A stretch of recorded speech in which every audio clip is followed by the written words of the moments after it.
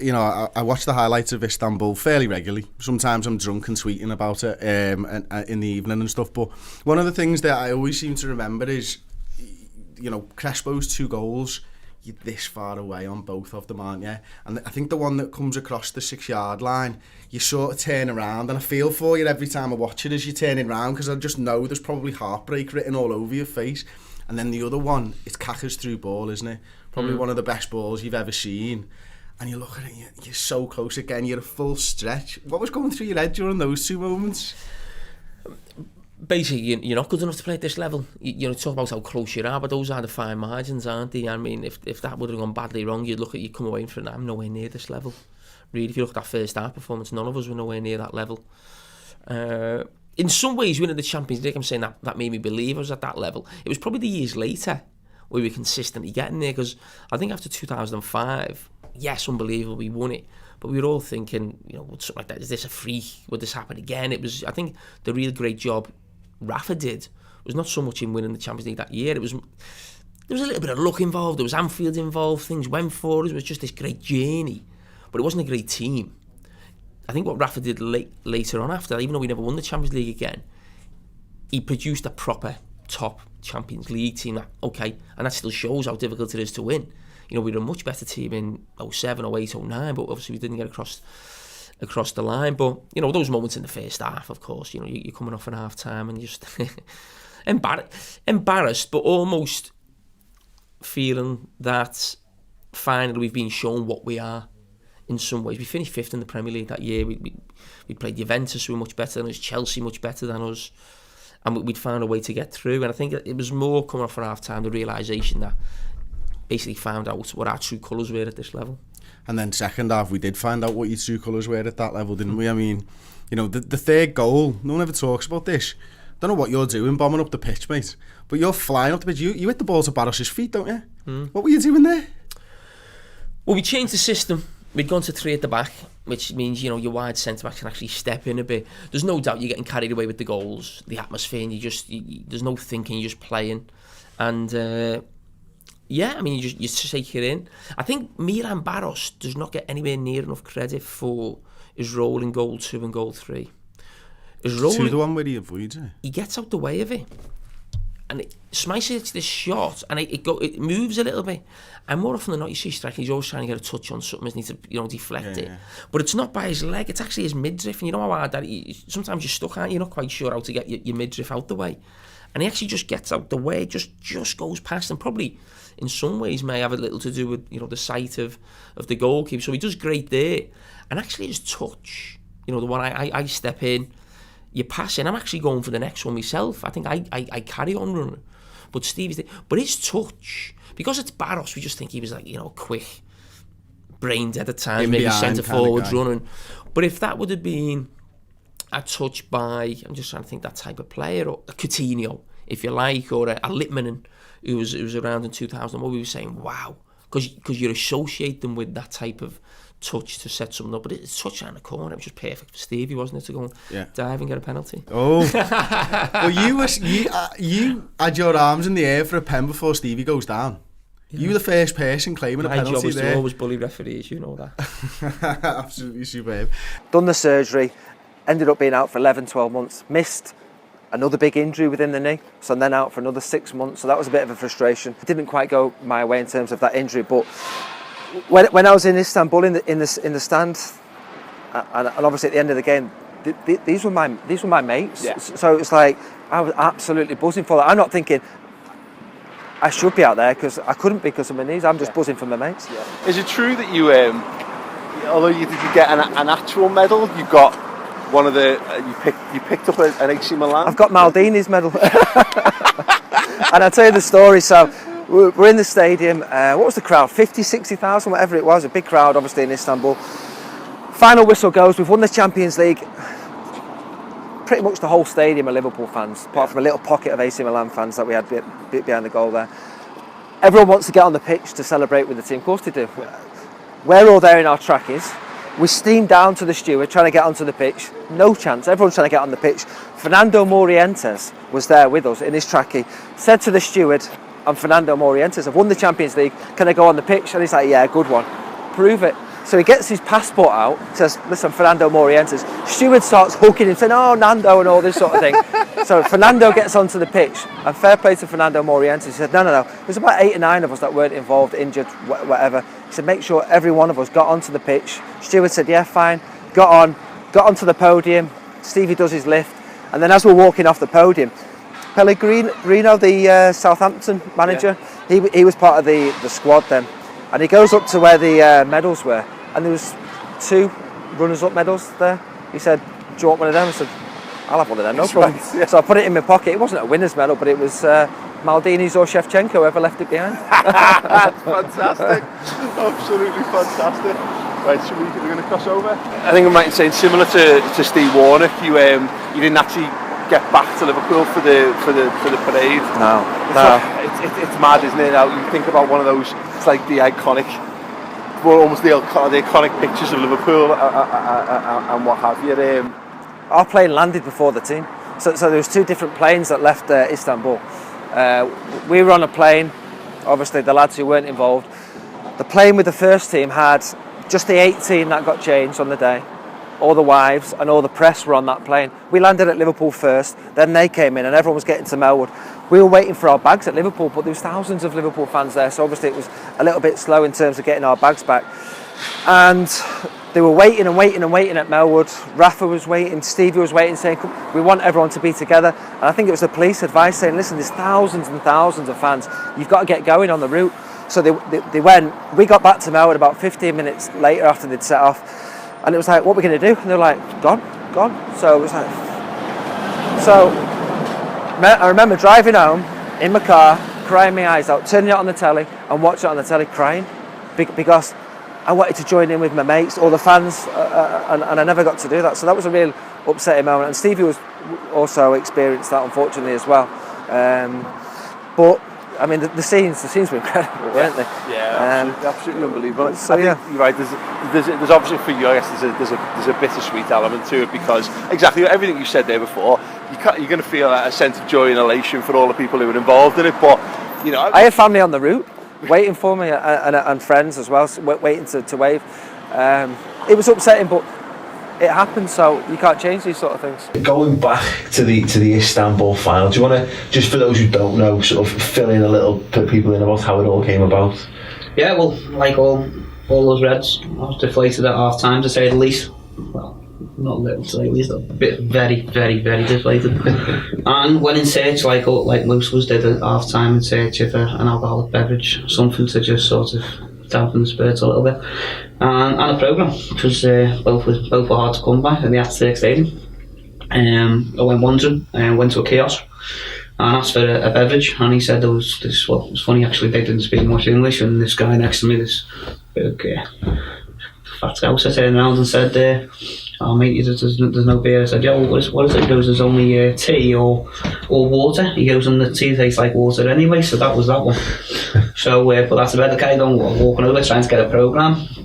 Got at the time just a one little boy, and it was a memento, and I thought, well, even if we're getting beaten, we're probably going to get beat by even more. I thought, you know, it's over 20 years since our last final, I've still got to have some sort of memento, you know, so it may not happen again for another 20 years. So I went in search of both, and went wandering in search of a bit more things I could. Going down some corridors, and went down some steps and into some more corridors, and found from this sort of metal and concrete looking place I'd end up hitting carpet, and sort of stood back and being a bit of an opportunist I am. I was observing things going on. I went wandering down some more corridors, and I seen behind some doors there was some looked like little 11-12-year-old boys with sort of dicky bow ties on, silvering what turned out to be bubbly champagne on silver platters. Being a bit of how it was and observing, as I say, it looked like it was like security on the door stopping people going in and everything else. I just thought it was a neutral hospitality. I didn't realise that it was AC Milan, and I was there, stood back, observed, see people getting stopped, and thought, well, I'm getting a bevy. If I get kicked out and get frog march, well, I've had a bevy. I'm 3-0 down anyway, so I thought, that's it. I'm going in. I'm getting some. So I was observing, as I say, and I managed to get in behind the doorway, and I got myself a a drink and to say, well, they said it was champagne, but it was wet anyway. So I had one and had another one, and I went over and I could hear the crowd being a bit, so I was like leaned over this barrier, and there was some glass windows here, and I realised it was definitely hospitality. Everyone's sort of suited and booted. Just out of interest, what were you wearing? I was wearing my colours. Of course, yeah. And, everyone, I stuck out like a sore thumb, but, I heard the players coming out, and I looked over and there was some scran over there, so I thought, well, I'll have some of that as well. I've had the bubbly, I'll have some scran. So I took a bite of this pink stuff, and I thought, salmon? Like being a Chelsea supporter? salmon, you know what I mean? But I can get used to this, happy days. So anyway, I'm looking over at the barrier again, and the players are coming out thinking, wow, great seats. I was up in the gods before, you know what I mean? So looking down at the little lads playing football, I thought, I could get used to this. So as I say, sat there, and I got tapped on the shoulder, and I thought, here we go, time to go. Turned down, it wasn't, it was indicated as if, say, can you sit down? So that's all right. So see some empty seats or something. I went to sit down, and someone said, well, that's my chair. What was that? Italian or Turkish? All right. So I see this other seat, and it indicates this seat. And this fella, smug fella, Don Corleone, sort of like a slip back hair, Don Corleone, and I'm looking at him, and he sort of indicates the chair, and I said, he goes, sort of smirks to everybody else, sort of says, yeah, sit down, taps me on the knee, taps me on the shoulder, patronising like. Obviously seeing you in your... Yeah, in your colours. I wasn't realising. So anyway, before long, I'm sat down, and within no time, so obviously we score. Now I'm jumping up and down, even though I was probably thinking it was a consolation goal. For yeah, have some of that, you know what I mean? Bit more bubbly, a bit more of the food, and sat back down and stuff. And I'm realising that everyone else is sort of looking at me as if to say it was only me, Billy Nomade, celebrating. So I thought, well, if that happens again, don't be foolish, you know what I mean? I'm enjoying the bubbly and the scrap. We do, don't we? Don't bite the hand that feeds, so to speak. That's it. Do you know what I mean? So I thought, just because as I say, I didn't know it was a bit of a shock about it. You jump them down, and you'd always go to grab someone to enjoy the moment, but obviously no one there was enjoying it. So I was like, alright, so it's 18 man hospitality. It's obviously not neutral like that, or they're all being like they are in the main stand and not celebrating. So anyway, I think I'll be careful what I'm doing here.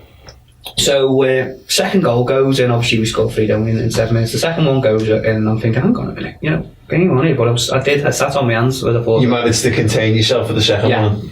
Obviously you don't know the third one's going in at the time, but obviously we do now. The third one goes in, there's no containing me. I'm jumping up and down, screaming red murder. I'm enjoying it like you wouldn't believe. Anyway, as I'm jumping up and down, this guy, the second one when it went in, when the second one went in, as I say, I was trying to be careful, but this Don Corleone was sort of looking a bit sheepish, and he was still like, oh, it's okay. So the third one goes in, and I'm jumping up and down, and I'm enjoying it. Jumping up and down, and all I feel is this poking on the back of my shoulder blades. I think, 10 now, Don Corleone there. He starts poking me in the chest, he's poking me in the back, then he's poking me in the chest, screaming machine gun Italian at me, and I'm thinking, his face just looks like it's just shat razor blades, yeah? What's going on here? So anyway, he starts poking me, and I'm like, alright, it was alright for you before, 3-0 up and taking the mickey, we scored a few back. Anyway, security come, stewards, everyone else isn't really enjoying this except for me, and I'm thinking, oh. Anyway, security come, one grabs me by here, the other one grabs me by there, suited, booted, ear sort of things, and as he grabs me, I see there's one's got like a holster, looks like a gun. I'm thinking, what's this, the Sopranos or what? True, some panic in here, thinking, what's going on? Take me over, hand me over to these high-vis stewards. One of them looks a bit like a Penelope Cruz sort of look like, and the other one saying he takes me down some stairs, saying you can't upset this important man, he's an important man, President. I didn't realise this Don Corleone looked like was who he was. So I'm saying, I said, you can't upset him. I'm going, what do you mean upset him? I didn't do anything, I'm just enjoying the moment. Anyway, they take me down some stairs, take me through some more doors. I'm thinking I'm getting kicked out or taken out the back for a good kick. And she says to us, this important man, he's an important guest. He's the AC Milan Presidino. I said, what? I think Presidino, yeah.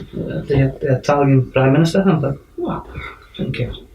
Still didn't realise he was Berlusconi. The thing is, right now, Berlusconi, everyone knows, he's been called his trousers down quite a few times recently, stuff like that. To say the very least. 2005, no one really knew. Well, if you were into your politics On a Wales, and stuff, on a Wales scale. He doesn't. The news of Silvio Berlusconi doesn't really penetrate the depths of the city of Liverpool. Like, I mean, they knew him like we know him now. Yeah, I would have seen if he could have invited me back to one of his parties. Or whatever, you know? I don't. Have you got asking him if he's got any spares? Means a completely different thing. But. So anyway, I got moved down in some doors and through some more glass doors on the tier below. I'm thinking, wow, the view's even better than just there. Well, this guy. Anyway, he sit me down, apologising to me. He must have thought I was a VIP, Liverpool VIP. Anyway, they're apologising.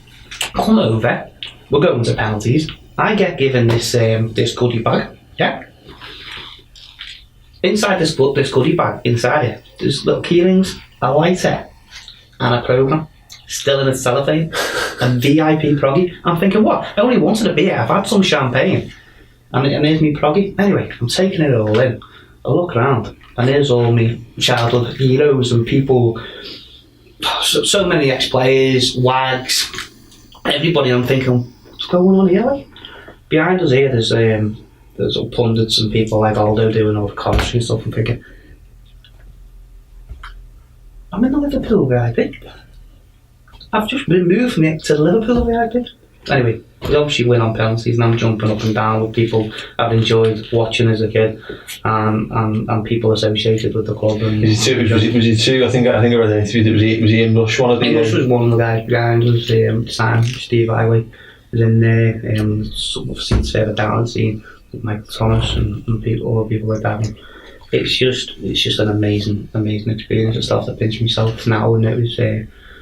but obviously, regardless of what's happened with me in the story, what's happened with me, it was the night itself will never be forgotten by anyone, Will you ever get tired of talking about the day that you won the European Cup? No, because the crazy thing is like when we won it, and after that, maybe 2 or 3 years after, we didn't talk that much, It was like crazy final, but you don't realize like what you've done. And after that, it's maybe many years later when I moved in America or before that, it's like everyone remind me, that final. And the crazy thing is like people remember the final, was they was doing it, where they was, and it's like how many Champions League finals have been played since the history of the things, but everyone remember that final, and that's where I'm like, that's crazy. Yeah, you get that one. Is that the thing? I mean, I guess it must be that people, not just people talk to you about it, but talk to you about their memories and their experiences. Memories, journey. Yes, I was on that bar. I was watching with them. Oh yes, I was doing that. Half time, I left the game, or all that kind of story. Like crazy story. And and us as well. It was crazy, to be honest, as well, for us on the field, on the locker room, half time, all that kind of things. It's like it was crazy. I must have watched that game probably 15 times, I think, start to finish in my life. Whenever I'm down or sad, I go and put it back on again because it's incredible. And it's have you watched the full game back ever since it? Maybe one time, 2 times I watch it. I try to skip the first half. Well, that's the thing for me, is that what's great about it is you can now look back and see how good AC Milan were. That first half and the goals they scored, you can appreciate it knowing that it doesn't matter. But they were unreal. Like they absolutely tore Liverpool apart in that first half. To be honest, it's like when you watch all the way, the campaign, we start like, in August, and we went all the way through to the final. AC Milan, it was the best team we faced, best team by far we faced. The way they was played, like the first 45 minutes, it was like crazy. Because before we used to defend well, don't concede goal, frustrate the opposition.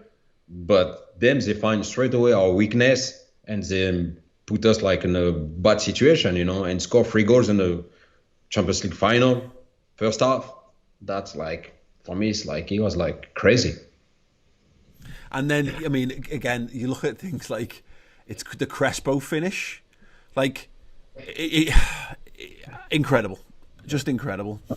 It was like it was like not only the finish, it was the way they build up the You know, the goals, the way they start, everything like that. They regain the ball, they kill us on counter-attack straight away. I think it was like Kaka, for me, was like on the best on his career. It was like fantastic. To be honest, it's like that game, I think I tried to tackle him like many times, but I can't catch him because it was like, for me, I've never seen one player, you know, play against fast player, you know, Henry, all the kind of things. Like even Cisse for our team, it was like fast. But it was the first time I faced someone fast with the ball on his feet. Because normally guys, they have the ball, they push the ball, they will run. But him, to drive the ball, go, he was so fast and very clever. Like when you come to him, he slow down and after that he starts again, you know. So it's like that kind of player is like so smart, so good. So it was tough. Absolutely. And there's obviously half-time has been mythologized. There's been films and plays made about half-time in there. Talk me through, if you don't mind, what your half-time looked like. For me, I would tell you, I still remember. I come back in the locker room, head down, very like devastated because, you know, more like, of course, you know, for the team, but for the fan, because, you know, a lot of people travel, all the sacrifice they did to come to that game. You know, we know like Liverpool, you know, it was like a big deal for us to win that things and to be really that way, you know, 3-0 down at halftime. It was like we all feel like shame or something like that. And everything went fast. Rafa come, maybe talk like 2 seconds with Paco and something like that. And first thing he say yes. Because I know Rafa very well, you know, back in that time I knew the way he talked to me, and I know when I'm in trouble and when I'm good. So all the time when he called me Jimmy, I'm fine. I knew I'm fine. But when he is like Traore, I'm like, I'm big time trouble. So he says straight things. He said Traore, shower.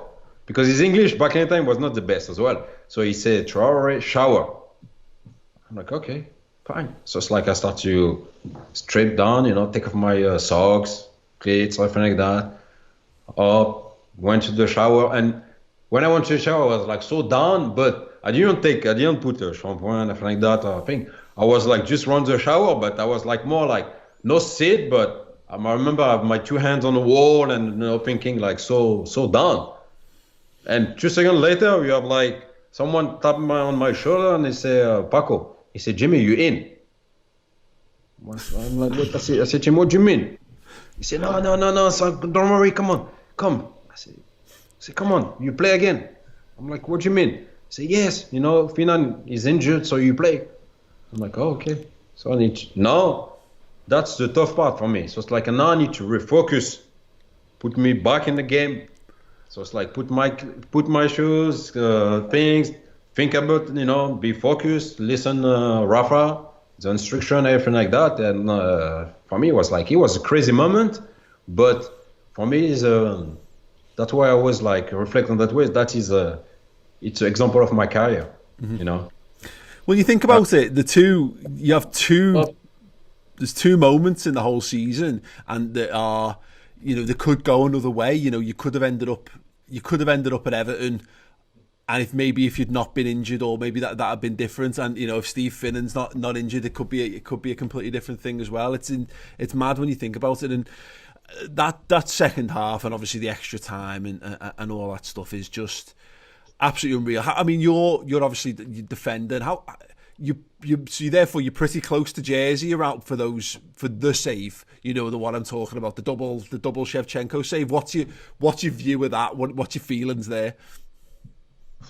When he did that, you know, I was like, not believe like he can stop that. I think I was marking Shevchenko, I think, by the way.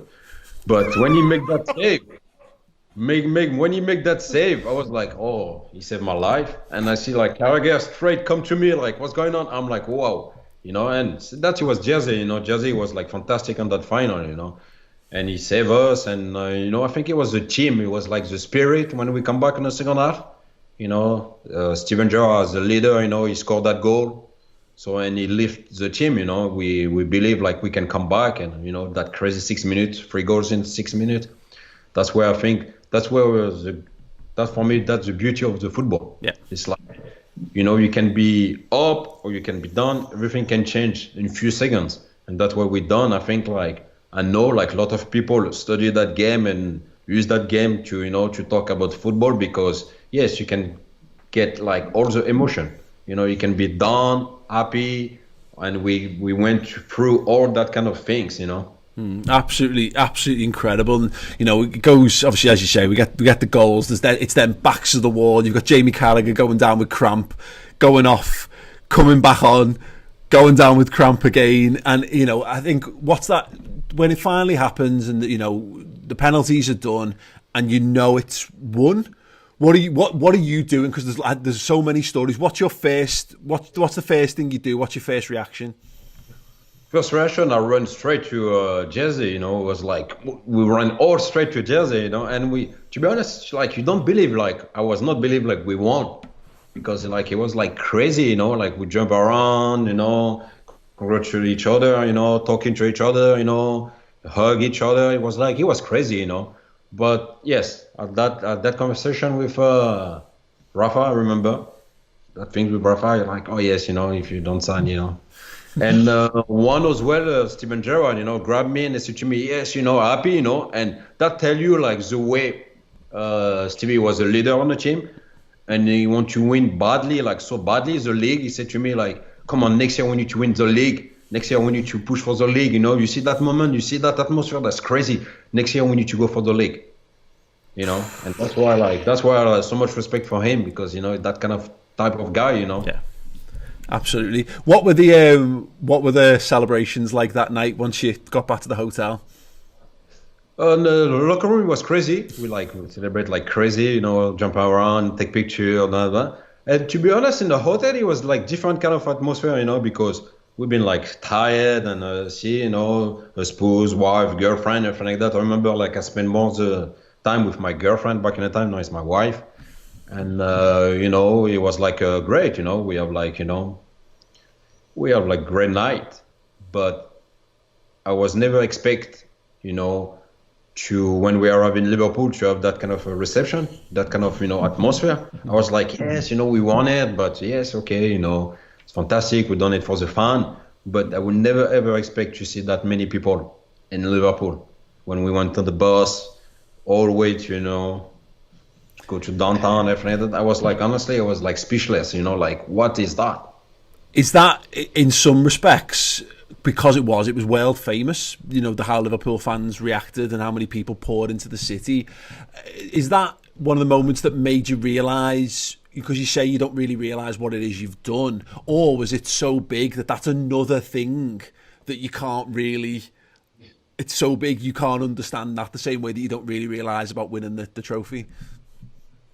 For me, it's like, when you bring like that kind of a lot of people, because I'm sure it was like some Everton fan, some people, they don't even watch football maybe, and when you can bring like all together that people, and celebrate with you and, cheer for you, that's for me, that's the beauty of our sport, because I think we have like maybe one of the sport where we can bring like all community together, all the people together, because you can see like, it's not that many sport you can bring like that many people outside and celebrate with the team, and I think the football is one of the number one on that.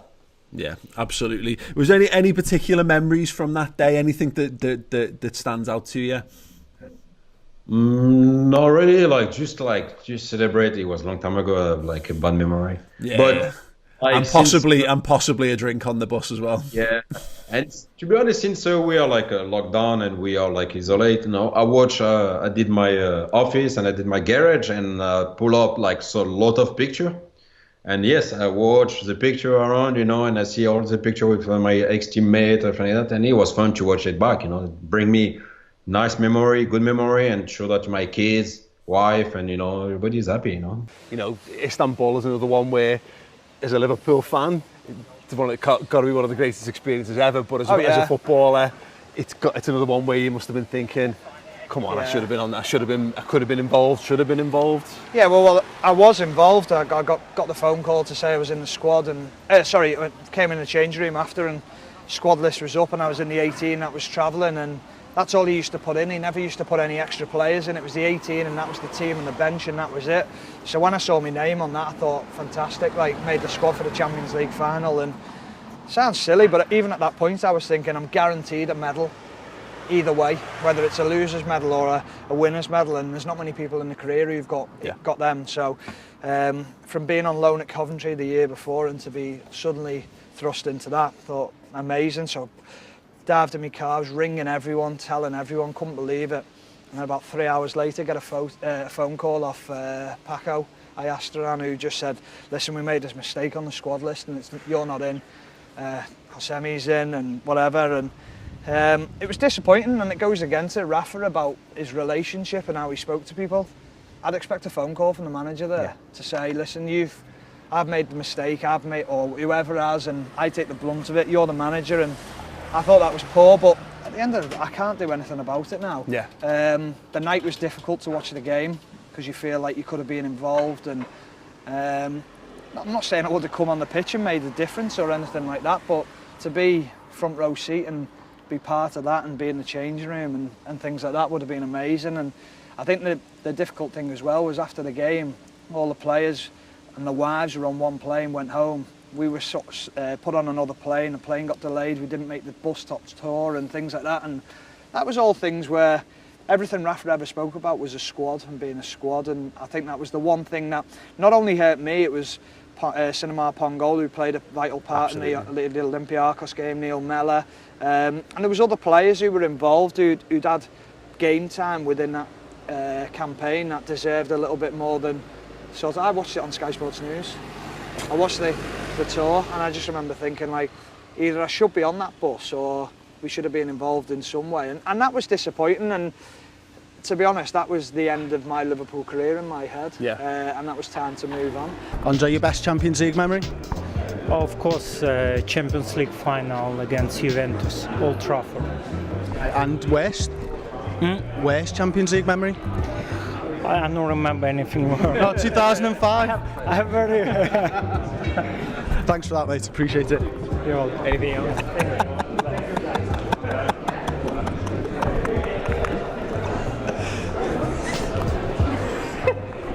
Publisher said at 7 o'clock in the morning on the 25th of May 2005, it was like, we're doing the book.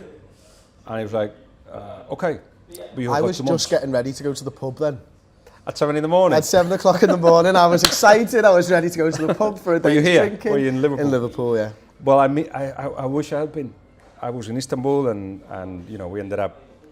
I ended up mixing with Xabi Alonso's family, and it was so weird because you're static from such a game, and whatever's happened, and of course we finished like 2 o'clock in the morning over there because 2 hours more.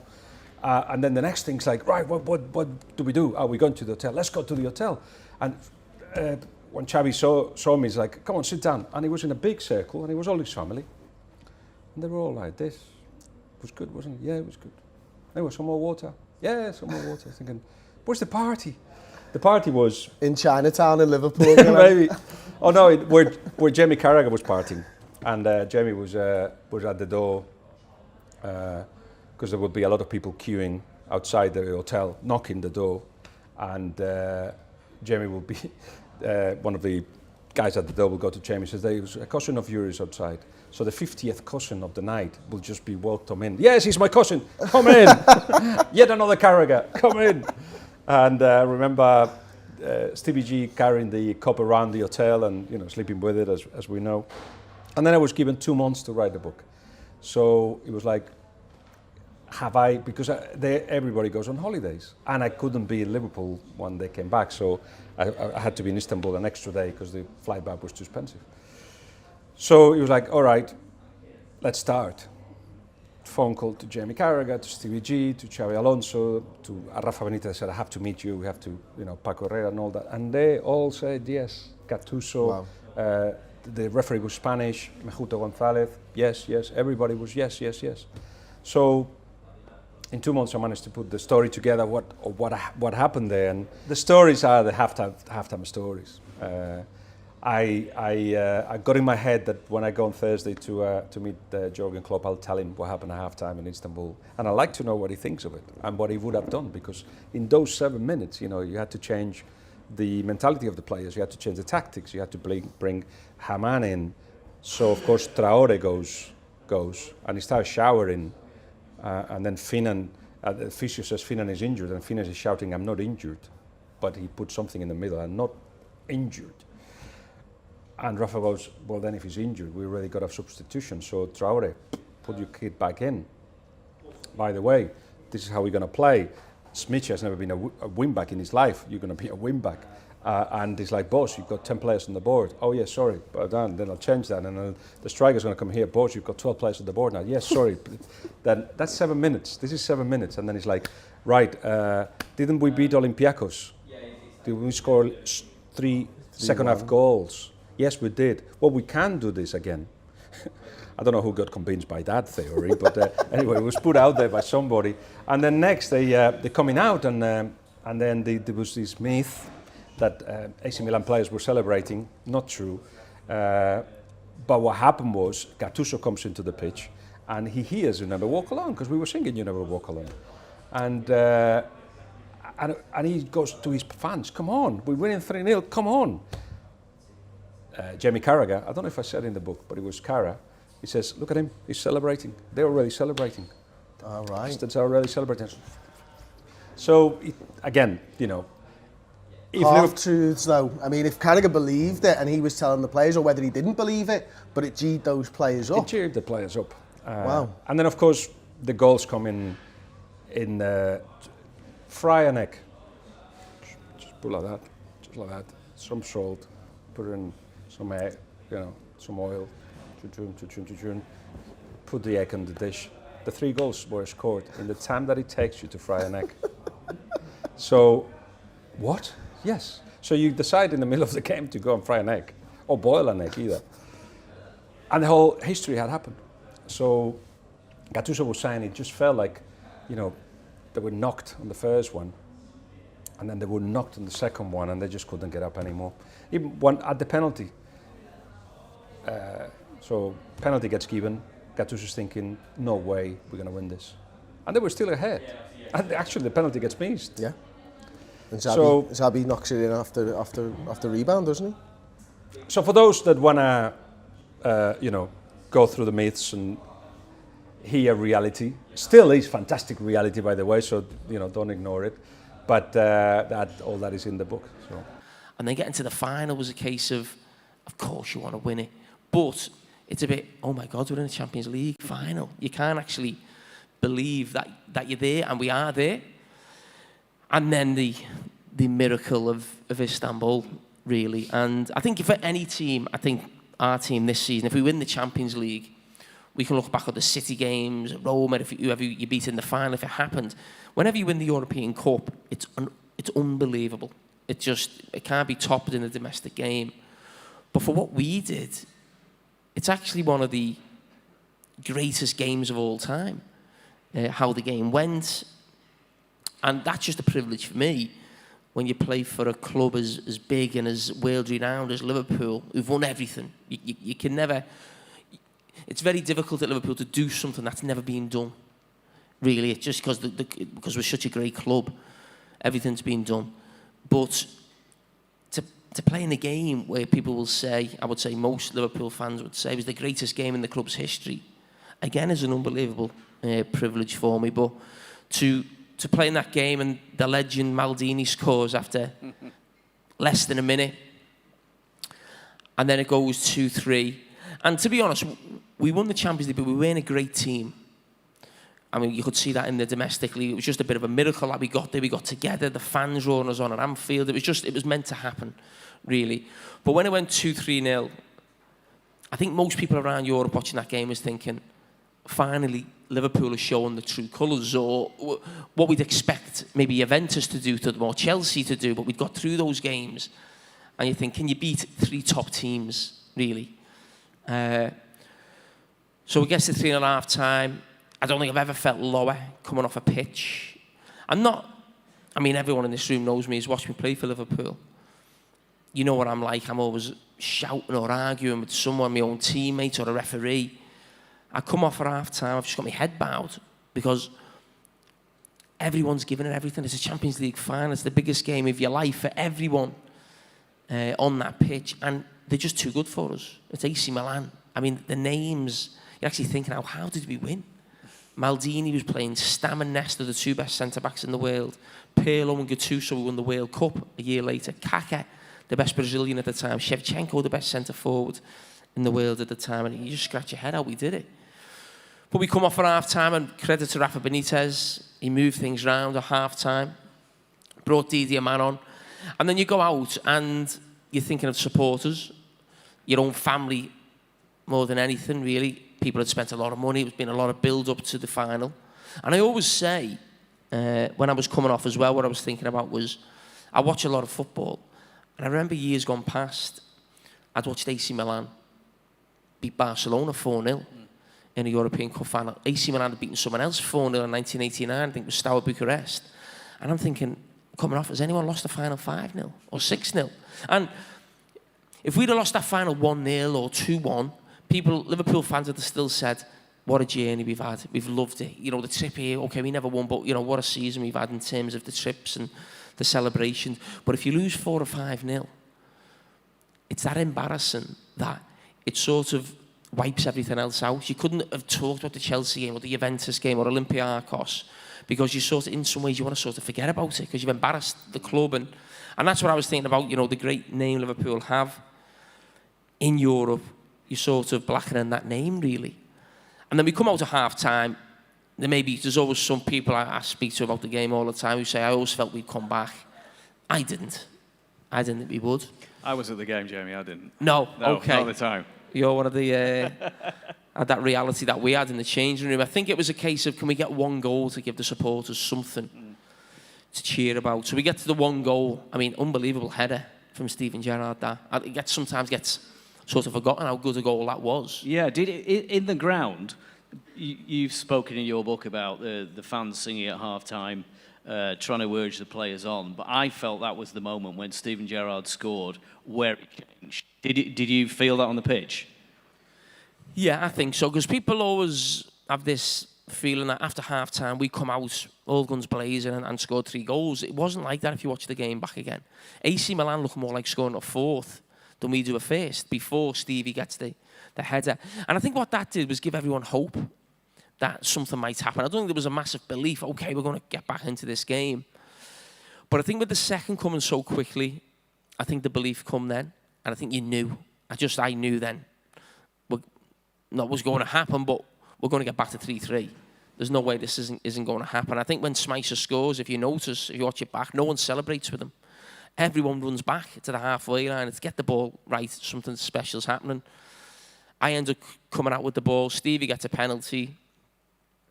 And when Stevie goes down, I'm closer to him than anyone. I'm a centre-back. So these mad, strange things happen. I always go back to being a kid on playing Sunday League football or playing for the school. When you were losing, you'd want to win that much that you'd end up just running around the pitch like a lunatic. And I sometimes watch that 6 minutes of Istanbul and think, that's what it was a bit like. Going back to playing in, you know, the schoolyard at St. James's on Marsh Lane where, you know, there's 5 minutes till the dinner bell goes and you've got to get a goal and you're just running around. You normally got one in those days. Yeah, I got them then, but Stevie used to get them. But we get back to 3-3 and then, to be honest, we're just hanging on for dear life. And then when you, obviously, extra time and then penalties, what was going through your mind, Jamie? Was it just like a dream? Could you not believe it because, you know, the way the game had gone and it was such a remarkable victory? How did you feel at the moment that Jerzy Dudek saved that penalty? Well, that is the greatest moment in football in my career. If you ask me where I'd love to go back to, would be the moment that you realise Jerzy saved it and we're all on the halfway line. And there's lots of pictures of Istanbul, different things, celebrating with the cup, the game, whatever it may be. But the one where we're all on a line on the halfway line and it's like a 100-metre sprint and someone, you know, someone set the gun off and we're off. And it's just that moment we've won the Champions League. And throughout my career, I was always told I was a slow footballer. But you won, didn't you? I got there first. I got to Jersey first. And that, I was just running. I remember, obviously, we just seen the pictures then. And you normally see people when they run to it, keep their old pile on top and all that type of stuff. I couldn't. I had that much energy and that euphoric. I wanted to scream, shout, dance, whatever you want to call it. I had to just keep running and I ended up jumping straight over the hoard and straight into me family where they had tickets. I didn't even know where they'd be in the ground, to be honest, and you end up finding them. And yeah, I mean, you can never beat that. I knew that afterwards. We could never beat that as a footballer, as a feeling. Hopefully we can get close in Rome if we win 4-3 rather than take it to penalties, or do something similar if we can get past Roma. But no, and again, I go back to that being probably number one night in Liverpool's history, and to be part of that is a privilege when you think of the men and the players who've gone before.